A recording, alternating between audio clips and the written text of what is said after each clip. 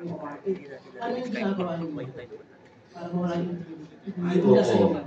Kasi dapat mentoring na kayo, di ba?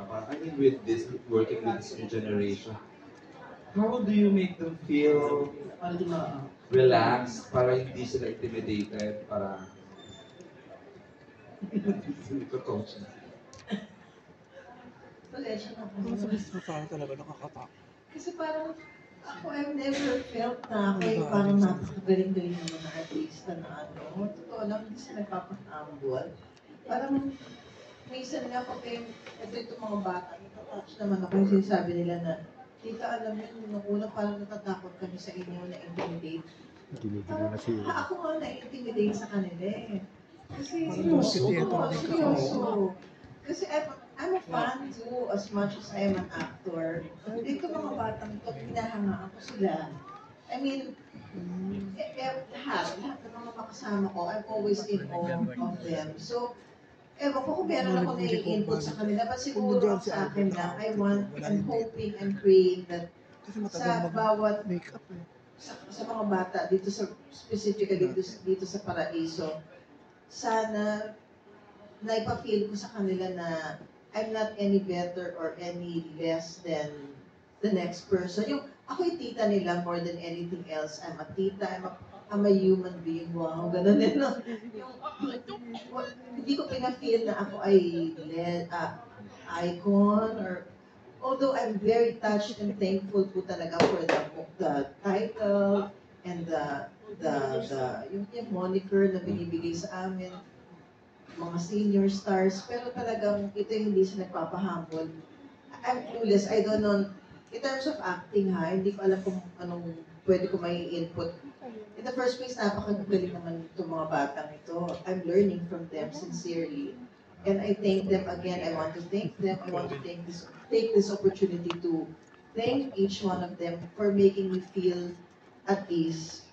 And talagang support talaga sila sa akin. Hindi siguro naman malalabas ko yung kasita ko, hindi sinuport ako, of course, ni Direk Raymond, naintindihan ako ni Direk, tinutukan talaga ako ni Direk, si Direk Dick, at ang mga bata talaga. Given na kasi yung mga kapatid ko dito ng mga veteran stars eh. Pero yung mga bata talaga, touched ako sa kanilang work ethic.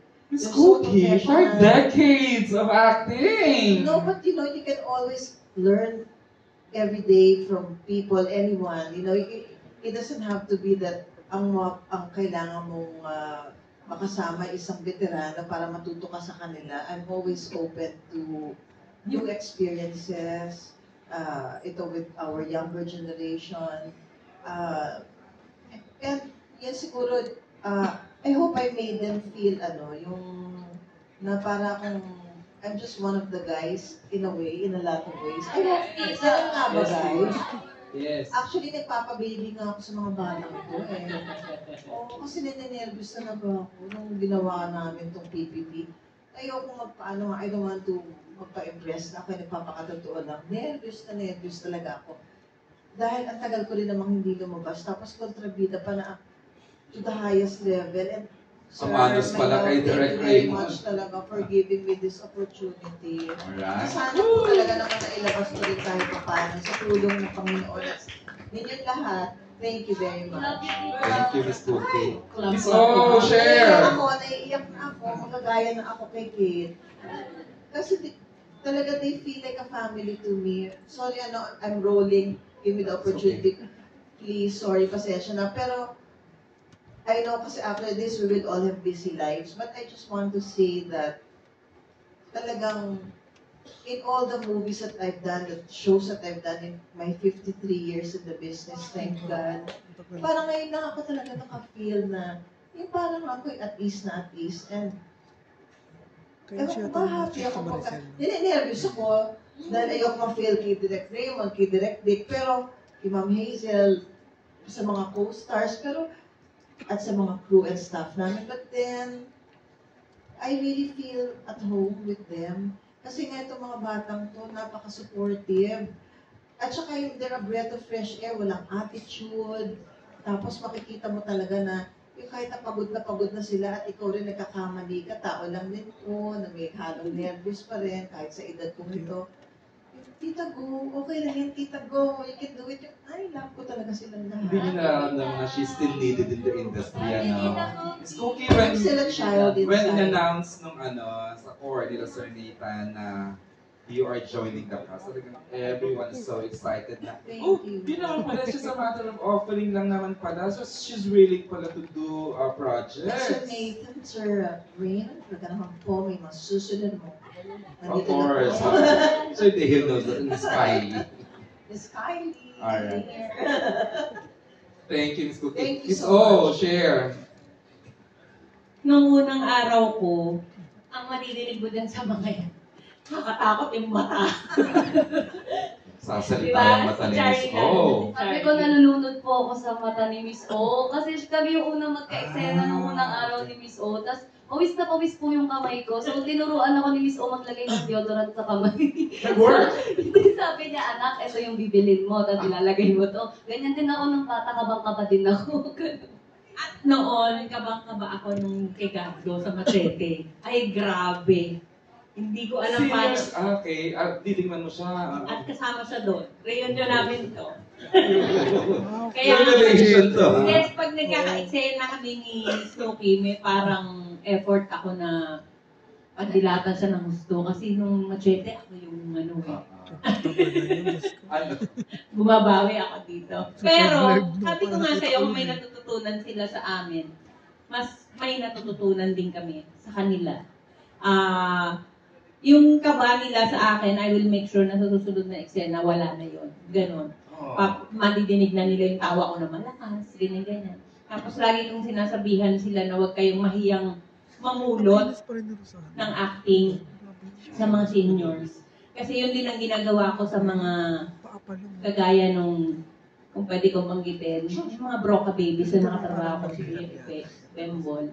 At Parang hindi. kinikwento, kainis na kwento ko, no? Yung tingin na tatlong ganon. Sabi ko, yan, napulot ko yan kay Kuya Ipe. Turo ni Broca. So parang, yung turo ni Broca, makukuha mo na rin. Parang ka na rin naturuan niya. So hindi nakakahiya na, ito, nakuha ko kay John Lloyd Cristo, yung iyak na nakapiling sa taas. Yung parang nakikiusap sa Diyos. Yung ganon.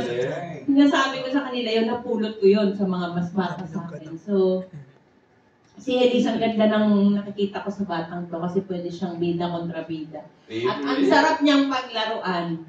Kasi pwede mong kawawain, pwede rin naman siya yung mga ngawawa, di ba? Si Charlie, pinatunayan niya sa akin kung bakit siya best actress ng MMFF. Kasi nung nanalo siya, sino yun? Sino Charlie dito? Ganon yung mga reaction. So, nung naka-work ko na siya, ay kaya pala. Si Alexa naman, ganun din. Kahit huwag mong pagsalitain niya ng mata niya nangungusap. At syempre si Loisa na napaka-professional, sinasakal ko na siya. Sinasakal ko, yung ulo niya, kung nasan yung ulo niya is puro bato-bato kasi nicho na yung kasunod eh.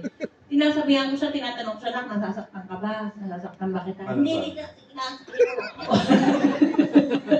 Ako nung araw medyo, aray, ano ba to? Hindi pa to. Ganun. Siya talaga, wala siyang ganun.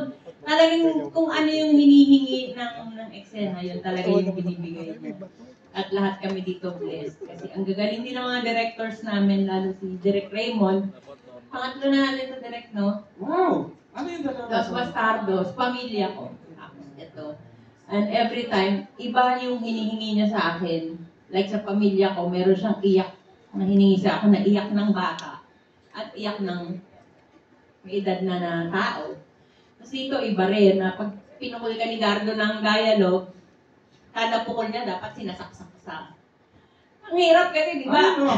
Wala naman kaming backstory ni Gardo dito eh, pero pinapanood niya sa akin yung ginawang flashback. So yun lang yung pinaghuhugutan Ano namin. yung style ni Gardo? At saka, iba talaga siya magbigay ng ng instruction. Talagang, ewan ko, kinakarir din niya ng gusto. At saka, ayun, hindi mo rin naman matatawaran ng Joseph Marco. Ronnie Alonte na napakalaki na ng in-improve. Oo! Buhat sa panonood ko sa kanya, kasi noon sa Alabdulas dumadalaw ako sa set nila. May kaibigan ako doon. So napapanood ko siya. Mas magaling ka na dito ngayon. Salamat po. At si KB na, gusto ko yung batang yan. laging nakabati. Sabi nga ni Snowy, lagi yan nagtatanong kita, okay ka ba? Ganun. Andyan siya parati. Hindi yan nawawalan ng bati sa mga seniors. So, matutuwa ka talaga Innate sa mga- kanya ang pagiging gentleman at respectful. Pag umiihi nga si Alexa, nakabantayan sa pintuan.